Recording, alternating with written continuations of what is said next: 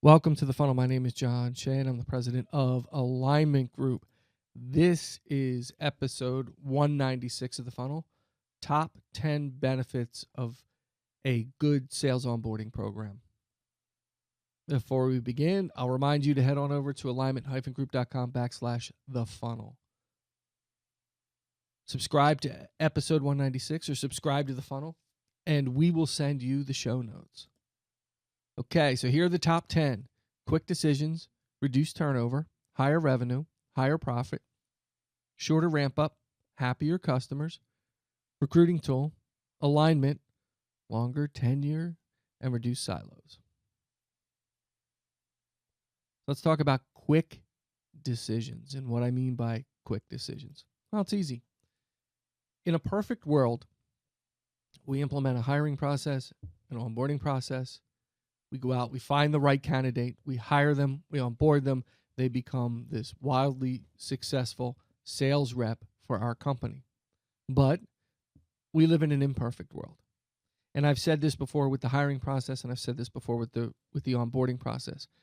We're in this to do a couple of things. Obviously, drive higher revenue, get better people in the pipeline, et cetera, et cetera. But ultimately, it's about reducing risk. When we go through the hiring process, we're reducing the risk that we make a mistake and hire the wrong person. That's why we do it.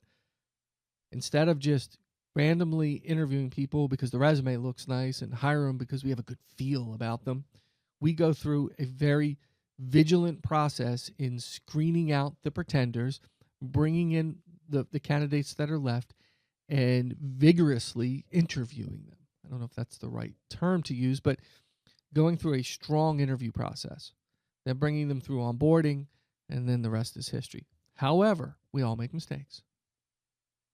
So what a really strong onboarding process helps you do is recognize that hiring mistake early on in the process. First 30 days, you'll know. How will you know? You're scoring them out. You have a schedule for them, an agenda. Are they meeting the objectives? You're testing and benchmarking as they go along. Are they matching that? Are they passing the test? Are they getting over the hurdles? Are you getting good positive feedback from the other departments? In the past, you might run with someone for 90 days and let them get in the territory. They're a little bit slower, but they'll pick it up. They're a late bloomer. So 9, 10, 12 months into this process, they're gone. Either they quit or you fire them. In some cases, people let them hang out 2, 3 years. It's incredible. So in this program, the way this is laid out, you make a decision at 30 days, you can make a decision at 60, you can make a decision at 90, depending on progression. And that's a lot better than what happened in the past. And you have really good documentation. So you don't run the risk of HR issues. You've documented everything they've done from the beginning. If it's not working out, it's not working out. You move on and you pivot to something else, whatever that is. You can make a quick decision in the training process as well, not just in hiring and not just in firing and letting somebody go because it didn't work out. But if you're 20 days into it, 15 days into it, 30 days into it, and they're really strong in certain areas and in other areas they're struggling a little bit, but you can see the potential, you can pivot. You can make an adjustment to the onboarding. So they get to that end line within that 90 days.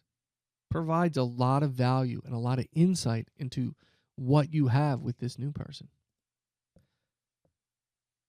I'm going to say it reduces turnover.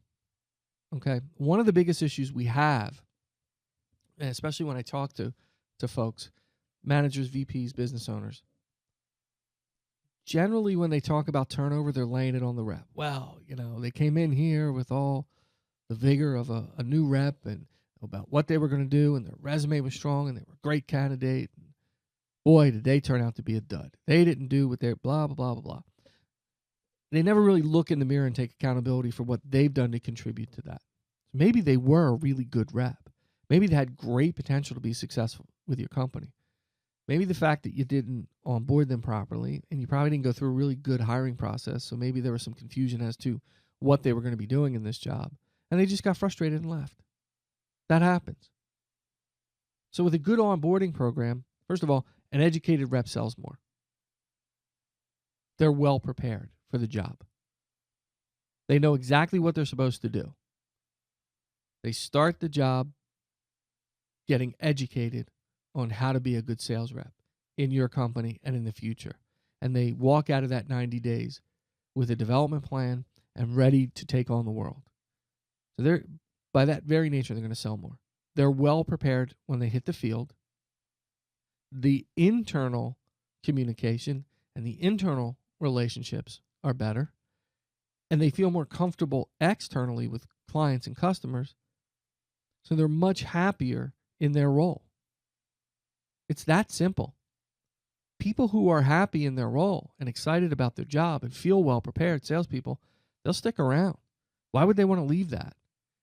And in most cases, and I've experienced this myself in taking people through an onboarding process, my own role as a VP of sales, that they've never seen anything like it before in their career. Maybe they've had a couple other jobs. Or maybe they're telling their friends about it and they're like, wow, we've never had that. So what's happening is they're looking out over the landscape and saying, this is pretty good. I'm going to stick around. That reduces your turnover. If you're just hiring people and throwing them against the wall and hoping they stick, no real onboarding, go get them, Tiger, you're going to have turnover. People are going to get tired and leave. And you're not going to really know if it's you or if it's them because you didn't give them the tools they needed to succeed. Higher revenue is a direct result of a good onboarding program. Look, they come out of this 90 days, they come out ready to sell. It is a shorter time frame.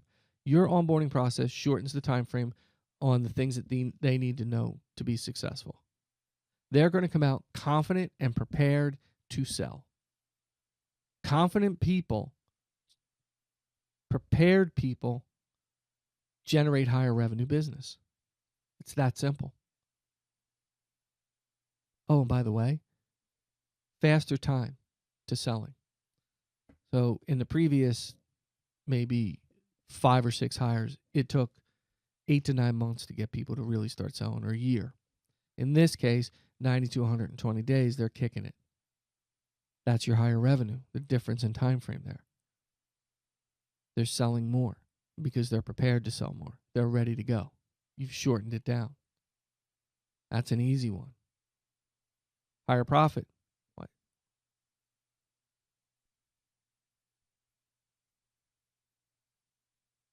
Higher profit is a natural part of this as well. Why? Well, they're more educated. We talked about that. They're ready to go. They have a tremendous amount of confidence in their ability to get the job done because you've given them that. You've given them all the tools they need to succeed, from the sales skill set to the company knowledge, to the product knowledge, to the sales knowledge, to go out there and confidently talk to prospects. People who don't have that confidence are a little worried. First place they go, man, is pricing. Profit and revenue down. And eventually they get really good at what they do and they start raising it back up. That's fine. But that doesn't help you now. You're there to support them, and they know they have the development. They know you have their back. When you build an onboarding program and you put them out there ready to go, they know if they run into a wall, they can get help. That's fantastic. That confidence yields higher profit. Shorter ramp-up time. Well, we talked about that, right? Most onboarding programs or most sales reps take about 9 months too long to be successful. Man, they're fully baked when they come out of your program. They come out of a good onboarding program. Just think about it. You've implemented a hiring process.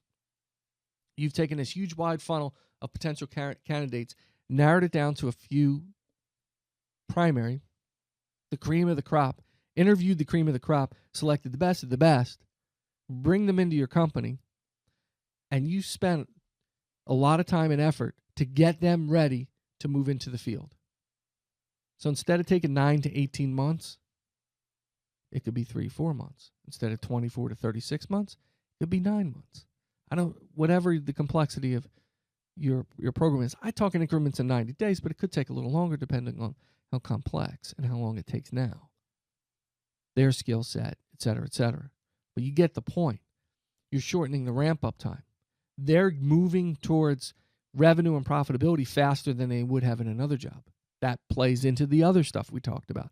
Higher revenue, higher profit, higher tenure. They stay longer, less turnover, a shorter ramp up. Happier customers. Stands to reason that if you put somebody in the field that understands their own company, the market in which they're selling in, i.e., the customers, the processes, the sales methodology, the product and service, the customers are going to be happier. The prospects are going to be happier. You sent me somebody who was professional instead of somebody who didn't know what they were doing and had to keep going back to the office and asking questions or had to redo paperwork, et cetera, because they weren't getting the support and help and development they needed. That yields more business for you. Happier customers tell other people. They're excited about their own successes, and they equate successfully doing business with you and making a good decision. Great synergy with customers when you put a good onboarding program together with really good salespeople that you've hired. That makes all the sense in the world that your customers or prospects are going to be happier. You're going to get more business. If they're properly trained, they're out in the field, and they're talking to prospects, there's less that they need you for, so you can go do other things. Help other reps in other areas. And when they do need you, they know they can pull you in. That's a win-win. So it has these sort of, I don't know if the unintended consequences, good consequences, that it frees the manager up to do other things and help other people who could sell more business. So overall, you have a healthier, more vibrant sales department. That's the value right there. Okay? How about a recruiting tool? Well, how's that a recruiting tool, John? Okay, here's what I want you to do. Aside from your own onboarding, ask your reps to ask their friends that are reps, or ask them about previous employment. How was the onboarding program at your previous job? What did they do? How do your friends who work for blank, blank, blank company, how do they onboard them? What do they support them with? Now, sometimes people lie because they're embarrassed by what they're getting. But I think you'll find that it's an issue. It's a huge issue. And sales reps don't get an onboarding process that helps them become successful. Most of them haven't even been through a really good hiring process, a vetting process. And they don't even understand why that's important. Because you're trying to find the right fit for them and for you. And a good hiring process does that. It's an advantage to both sides. I tell people right up front, hey, if you don't think this is going to work out for you at any time during the interview, please tell me. We can end it. You won't hurt my feelings. As a matter of fact, I'll be happy if you didn't waste my time. And I want to reserve the right to do the same thing with you. It's not personal, it's professional. We're just trying to find the right fit for our company. So as a recruiting tool, word spreads. You get positive feedback from your reps. They're going to tell their friends, it's amazing. My company's the greatest ever. This is what they did for me. This is what's happening. I'm learning so much. I get support. I get development. I'm here 30 days, and my schedule's laid out for me. I'm learning about the product, the products we sell, the company, the sales process. I feel so much better about this job and this company. I feel so confident that I'm going to be successful. You can tell a potential recruit, somebody you're looking to bring into the company, hey, talk to this rep. Ask them about what we do for onboarding. Ask them about what we do in the hiring process. And they're going to give you great feedback. You can talk about that in whatever recruiting mechanisms you use. And I talk about that in some of the other podcasts. Treat it like inbound marketing. Put a web page up, landing page up that's all about hiring and what you do. Maybe put some videos together on how you prepare sales reps for the field. Well, eat that up with a spoon. People will be coming to you asking to work for you. Wouldn't that be nice? Let's talk about alignment. Well, we're talking about aligning sales and marketing, right? So marketing and sales. Marketing participates in the onboarding process, clearly defines the message, walks through all of the content, how to use the content, teaches the reps the best way to message the company's information and to connect with buyers, provides access to the right content and when. That's sales enablement. So you're starting the relationship with sales and marketing from the individual level off on the right foot. This is our marketing department. They're going to train you on how to message and what they're trying to accomplish, how to manage the leads that come in, the inbound leads. These are the inbound leads. Here's the process for it. It's part of the sales enablement process. These are the tools. Here's the content and the best use of that content, how to use that content, when to use that content. That's the value of a good onboarding process. You get alignment right up front. Next is longer tenure. It stands to reason that people will stay longer with your company if they're making money, they're happy with their job, and they enjoy it. They're getting early success. You've created a career path for them. Man, I never went through an interview process like this. And then I get here, and you did all this really great stuff for me. And you're constantly talking to me about getting me better at what I do, coaching me and training me. And there's a career path here. I have a place to go. We're talking about that. I haven't really experienced that in the past. It's usually if you sell a lot, we'll talk about it. I understand that that's part of the program that I need to sell. But it's nice to have an idea of where I'm going and to have those ongoing conversations. So when we're ready to do something, we'll do it. Now, I'm not saying people are going to stay with your company for 25 years like they used to in the 50s and 60s and 70s. But maybe you'll get past that average tenure of a year and a half, 2 years. Or maybe in your business, it's 6 months. In the industry I came out of, it was 6 months. Our average tenure was 7.5 years. Okay, we knew the humps, especially when we got the onboarding program. 6-month hump, 3 to 6 months, right? You had to get them through the onboarding, get them some early success. Boom, they're good. They're good for a couple of years. And after 2 years, they're slightly getting itchy, but not much because their income's still growing. At 5 is a break point for us. And something needs to happen here. Growth in my life, career paths. I'm starting to think about, most of what we hired, at least entry-level positions, out of college, just out of college. So at 5 years, you're 27 years old. You're trying to think about, do I buy a house? Do I do this? Do I like living in this town, in this city? Do I like working? They go through all that stuff in their head. We knew that. But having a development plan and a career path helped keep people in the fold.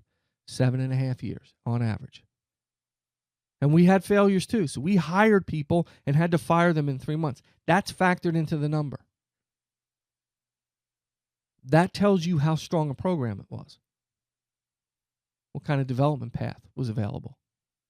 You will get longer tenure from a good hiring process and a good onboarding. Onboarding is the real key here because it shows them the way. Reduce silos. How does it reduce silos? Simple. First of all, think about this. Think about your company's work in onboarding in the past. Sales managers were responsible for it. Sales reps.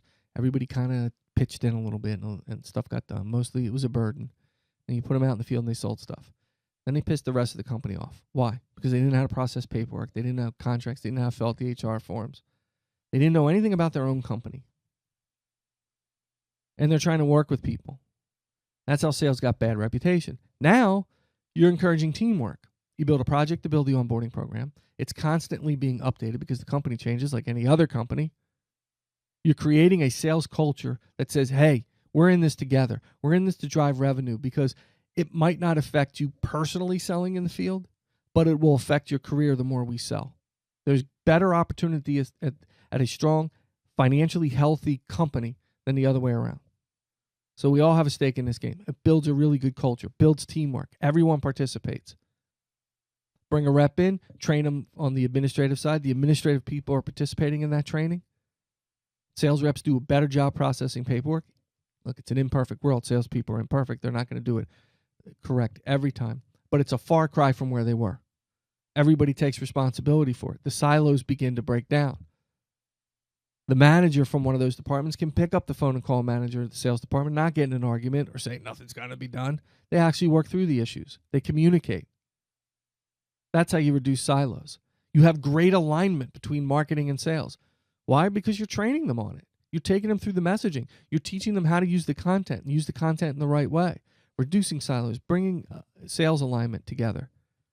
It's a win-win all the way around. All of these things benefit your company. And for what? It takes you a few months to set up an onboarding program and a little while to tweak it. Who cares? Look at all the benefits you get from it. It's a no-brainer as far as I'm concerned. Thanks for subscribing to The Funnel, lyman-group.com/The Funnel. You can find us on social media, Facebook. My Twitter handle is @ShayJohnR, LinkedIn, Google+. Send me emails, jshay@lyman-group.com. Lots of cool stuff on the website. Please stop by, lyman-group.com. We love having visitors. I love the feedback, so keep the emails coming. Again, thank you for subscribing, and as always, keep filling the funnel.